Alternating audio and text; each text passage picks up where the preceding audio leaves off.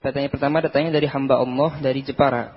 Assalamualaikum warahmatullahi wabarakatuh. Waalaikumsalam warahmatullahi wabarakatuh. Semoga Buya dipermudah segala hajat dakwahnya. Amin ya rabbal alamin. Amin ya rabbal alamin. Maaf mau bertanya Buya. Saya pernah lihat dalam sebuah video salah satu tokoh yang mewakili sebuah organisasi Islam menolak NKRI bersyariah. Cukup hanya Pancasila dan nasionalisme saja katanya. Umat Islam Indonesia kan bebas beribadah. Tidak ada kendala, sholat dan ibadah-ibadah lain tidak dilarang. Jadi itu sudah cukup. Tinggal perbanyak saja dengan ibadah-ibadah. Apakah benar kita memang harusnya begitu Buya? Dan apakah benar pejuang-pejuang kemerdekaan kita dahulu menolak syariat Islam Buya?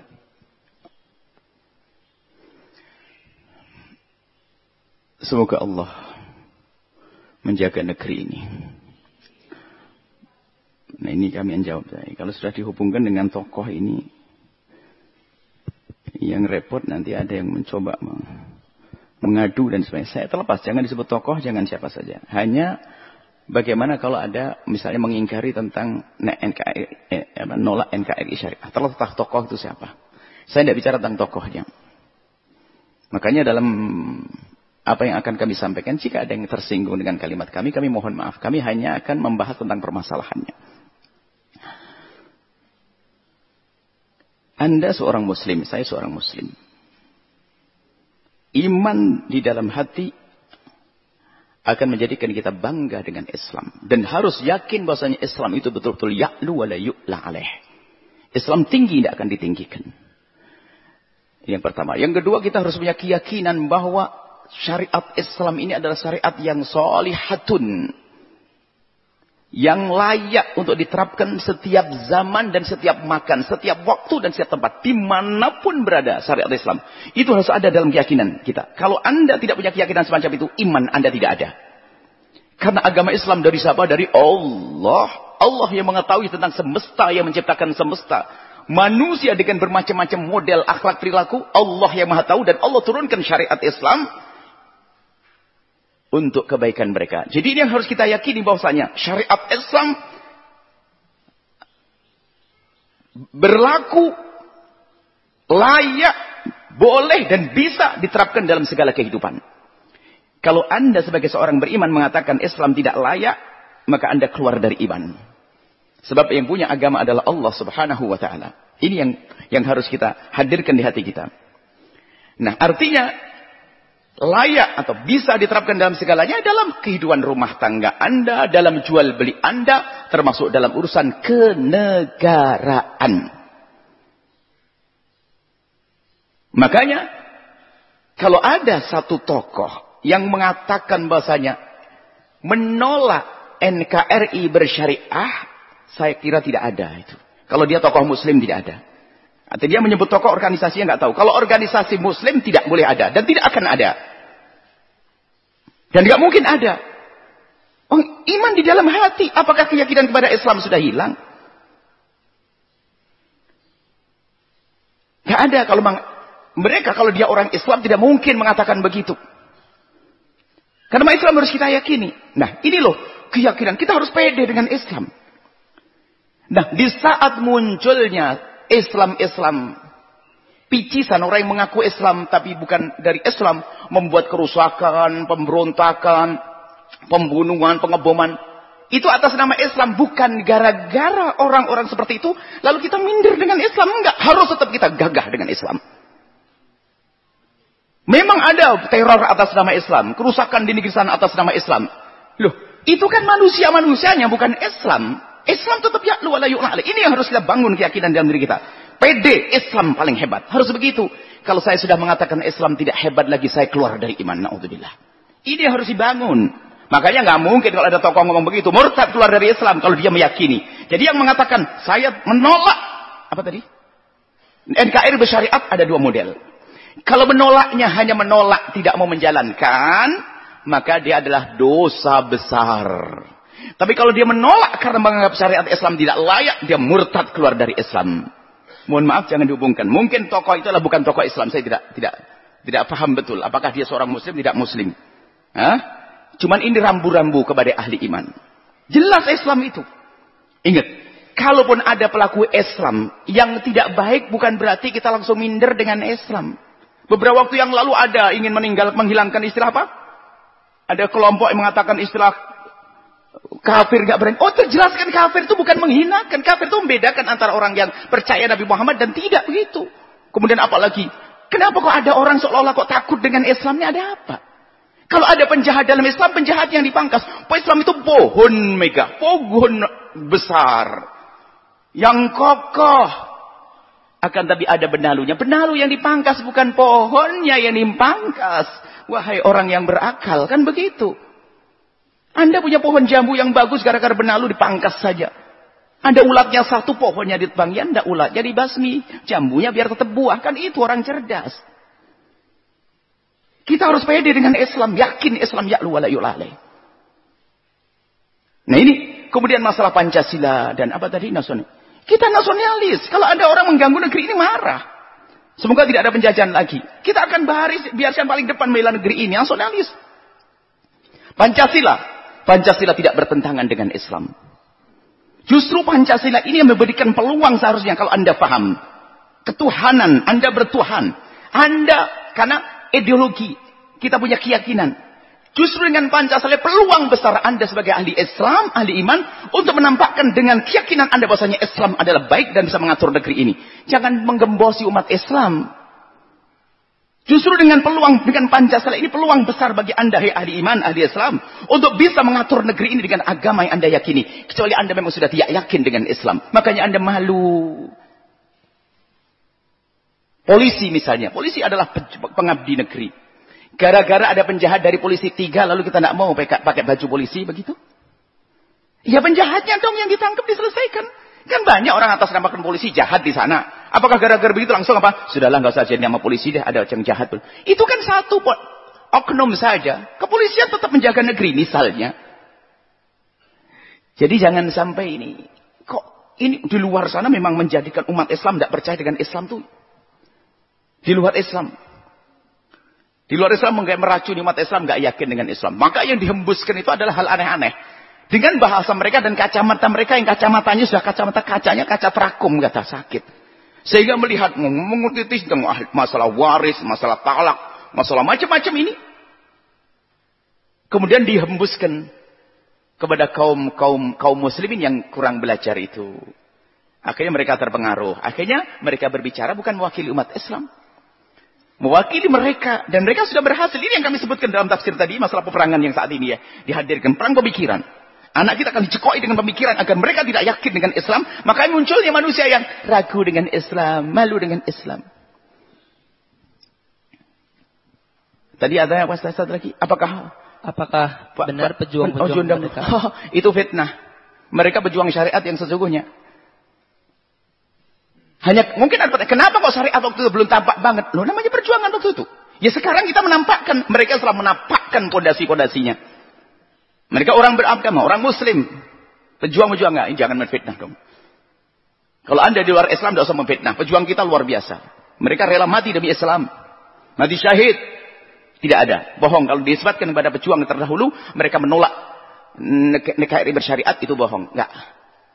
Kalau belum menerapkan, karena kondisi negeri waktu itu mungkin. Pemimpin, siapa dan sebagainya. Mungkin masih menyesuaikan. Sekarang kesempatan kita. Apapun kan bisa diusulkan di DPR sana. Apapun bisa diangkat sebagai undang-undang. Kan begitu. Rebut rencana undang-undang dan sebagainya. Kenapa Anda orang Islam kok tidak bersemangat di situ?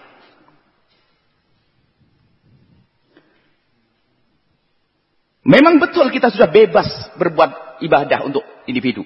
Lah Anda orang Islam kan harus tahu. Makanya kalau ada orang ngomong begitu, mungkin bukan orang Islam. Mungkin bukan tokoh, mohon maaf ini. Karena kalau dia ngerti agama Islam, pasti Islam itu dalam urusan syariat, urusan hukum itu ada dibagi oleh ulama paling tidak 3 model. Ada namanya hukum yang sifatnya fard untuk individu. Maka hukum individu ini bebas. Di negeri manapun kita bisa, asalkan bisa menjalankan ini, Anda wajib menjalankan. Sholat, ke masjid, puasa, hukum fard individu. Person.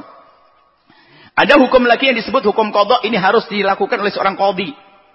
Harus seorang hakim yang menengahi perselisihan, persengketaan harta. Pernikahan, perselisihan, ada. Ada lagi hukum yang besar, ini adalah hukum imamah. Ini nggak boleh diterapkan kecuali oleh imam. Nggak boleh Anda Mentang-mentang yang negakkan syariat Islam, so potong tangan di sana nggak boleh, hukum rajam di sana nggak boleh, bunuh sana nggak boleh. Imam, nah, kalau imam ini nggak diperhatikan, terus apa yang terjadi? Ini semua adalah satu rangkaian, nggak bisa dipisahkan. Akan tapi dalam marhalah dakwah, ya hukum fard dulu ayo ditegakkan. Sholat di rumahmu saja kok nggak bisa. Jangan sampai gembar-gembar menegakkan syariat Islam, rumahmu sendiri nggak tegak. Istrimu bagaimana, anakmu bagaimana. Tegakkan dalam rumah keluargamu. Negaramu yang presiden adalah engkau, istrimu wakil presiden, menterinya anak-anakmu. Itu benahi rumah, kemudian naik hukum qadha, mahkamah. Setelah itu imamah. Lah ini harus kita pikirkan. Cuman tahapan, jangan langsung dipangkas. Gak perlu yang paling atas. Nah, ya keluar dari iman, mohon maaf ini. Dan kepada anda ahli iman, kami sampaikan ini adalah bahasa cinta. Semoga itu tidak akan muncul dari lesannya orang yang beriman. Karena apa, bahaya sekali kalimat itu. Cuman kita harus pahamkan setelah itu. Apa yang dimaksud bersyariat? Bersyariat bukan membunuh, membantai, tidak. Bersyariat adalah menegakkan syariat Islam di dalamnya yang indah. Hei saudaraku kaum Nasrani, kalau anda tahu indahnya Islam. Dalam Islam sampai ada istilah namanya khamr muhtaram. Ini saya bikin contoh yang ekstrim. Khamr yang terhormat gimana? Jika ada saudara kita yang non-muslim, kemudian dia menyimpan minuman keras di rumahnya sendiri dan diminum di rumahnya sendiri, kita nggak boleh ngobrak-ngabrik rumahnya. Ayo. Itu urusan mereka dengan keluarganya kok. Yang mau teler-teler dia kok. Tapi di rumahnya. Tapi kalau sudah masuk wilayah umum, dia mengganggu orang lain. Sampai ada istilah khamr muhtaramah itu ada. Bahkan orang Islam nggak boleh tiba-tiba datang merusak gereja atau kuil yang sudah direstui oleh negara, nggak boleh, dihukum dia. Hei orang di luar Islam, dengar suara kami. Urusan toleransi, kami Islam telah diajarkan toleransi yang sesungguhnya. Dan kami tetap label Islam. Nggak pernah ragu karena saya pede, saya percaya dengan Islam. Karena Islam yang saya pelajari melarang menyakiti tetangga saya Nasrani, dilarang. Nggak mencaci pun nggak boleh. Karena saya merasa agama yang saya yakini adalah benar dan baik, maka saya pede.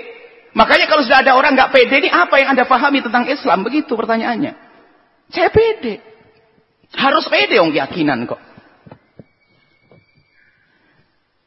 Jika tokoh itu di luar Islam, sebaiknya anda tidak mengungkapkan semacam itu karena anda akan membuat keresahan di tengah kaum muslimin. Kalau tokoh itu muslim, tidak mungkin. Dan tidak seharusnya anda mengucapkan semacam itu. Karena tidak mungkin orang beriman mengucapkan lisan semacam itu. Cuman gini loh. Mungkin ada orang gambaran tentang syariah itu kayak apa. Itu yang anda pangkas. Model syariah yang serem itu yang harus anda pangkas. Islam indah. Islam indah. Itu tugas kita. Bukan kita malu dengan Islam. Bukan kita takut dengan Islam. Kita harus yakin. Kita tampakkan. Kalau anda merasa punya Islam yang benar, yang baik. Kita punya akidah. Ayo kita tampakkan. Bahas masalah apa? Mulai dari masalah di dalam diri kita sendiri. Mulai buang air dan sebagainya. Sampai urusan rumah tangga. Bermasyarakat, bernegara. Ayo dibaca. Bacanya yang benar.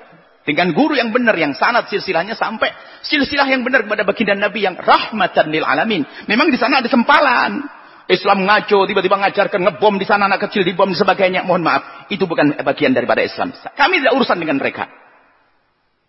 Yang mengajak setiap orang kafir harus dibunuh dan dihancurkan. Bukan Islam itu. Ada, memang Islam ngaco, ada. Bukan Islam yang ngaco, orangnya yang ngaco. Memang ada. Dan kita bukan bersama mereka. Tapi saya tetap bangga dengan Islam, pede. Yakin Islam ya'lu wa la yu'la alaih. Ini saja yang perlu kami sampaikan. Jadi, perjuangan kita di dalam menegakkan syariat Islam ada 3 tahapan. Pertama dalam individu kita. Yaitu bersamaan hukum fard tadi. Kemudian kita meningkat kepada, alhamdulillah mulai saat ini sudah dirintis para ulama. Sehingga ada KUA dan sebagainya. Agar bisa menjalankan syariat Islam melalui ini pengadilan-pengadilan agama. Kemudian tingkat ke atas, kalau bisa. Negara ini diatur dengan syariat Nabi Muhammad SAW. Bukan syariat serem, syariat Nabi Muhammad. Bukan syariat membunuh. Hei orang di luar Islam, nggak usah takut. Anda akan menjadi dhimmatina. Fi dhimmatina. Dalam tanggungan orang Islam. Kalau minoritas kaum non-muslim. Bukan Anda dihinakan. Tidak. Kalau ada menghinakan. Nabi pun marah. Kau telah merusak perjanjianku dengan dia. Dhimmahku kau ganggu. Nabi marah kok. Jadi mohon ini yang perlu kami suarakan dengan orang di luar Islam. Kalau orang muslimin yang sesungguhnya nyantai. Karena mereka orang Islam. Tapi kadang khawatir didengar oleh orang di luar Islam. Seolah serem tidak Islam indah. Anda datang. Lapar, makan, lalu berkata, saya Nasrani, saya Yahudi, saya Buddha, saya Hindu, saya kelaparan. Akan dikasih makan. Kalau sakit, akan diobati. Karena Islam tidak mengajarkan permusuhan. Ini saja yang harus kita hadirkan. Yakin dengan Islam. Semoga Allah menjaga kita semuanya. Iman yang ada di dalam hati kita. Sekali lagi kami ingatkan kepada siapapun, tolonglah ayo kita berhati-hati. Semuanya menjaga iman kita, akidah kita. Itulah bekal kita menghadap kepada Allah. Itulah bekal kita untuk bisa bersanding dan bertemu dengan Rasulullah. Kalau sudah tidak ada iman, Masya Allah. Godaan banyak. Tapi jangan tergoda. Iman kuat, kokoh. Jangan dijual yang namanya iman. Baik, kalau memang ada dari orang yang beragama Islam lalu punya pendapat-pendapat semacam itu. Tidak ada bagi kami kecuali mendoakan. Semoga Allah memberikan keinsafan. Kesadaran kami tidak ingin ada satu yang mengaku Islam lalu di neraka. Kami tidak ingin ada orang yang mengaku dirinya umat Nabi lalu dihukum. Kami ingin kalau ada orang tersesat semoga kembali ke jalan yang Allah ridhoi. Semoga Allah mengampuni kita semuanya. Dan kepada semua media agar tidak mengadu. Kalau itu tokoh non-muslim saya jangan diadu dengan dia. Kalau itu tokoh muslim kecuali saya tidak membicarakan tentang dia tapi saya membicarakan tentang masalah pemikiran. Pemahaman tentang Islam yang saya fahami. Ini saja, mohon ya. Allah Maha Tahu, mohon tidak diadu dan diaduk. Semoga Allah menjadikan kita hamba yang saling mencintai karena Allah. Wallahu a'lam bishawab.